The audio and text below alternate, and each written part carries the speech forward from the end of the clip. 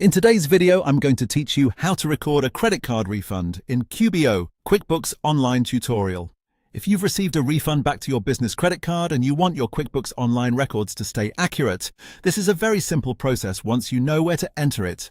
The key is making sure the refund is assigned correctly, so your expenses and credit card balance both reflect what actually happened. To get started, go to your QuickBooks Online dashboard. From there, look to the top left corner of the screen and click the Create button. This is where you'll find different transaction types you can enter manually. When the menu opens, go to the Vendors column and select Credit Card Credit. This option is specifically used when a vendor refunds money back to your credit card, so it's the right form for this situation. Next, click into the Payee drop-down and choose the vendor who issued the refund. This part is important because it ties the transaction to the correct vendor in your records, which helps keep your reporting clean and makes it easier to review vendor activity later. After that, go to the Bank/Credit Account drop-down and select the credit card account that actually received the refund.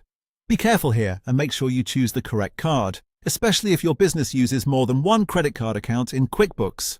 Now enter the date the refund was processed. You'll want to use the actual refund date shown by your credit card provider or the date the transaction posted, depending on how you normally manage your bookkeeping. Using the correct date helps keep your register and reconciliation accurate.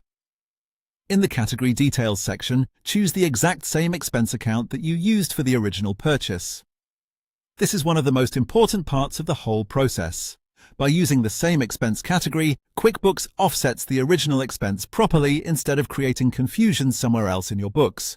Then enter the refunded amount. Make sure the amount matches the refund exactly so your records line up with your credit card statement.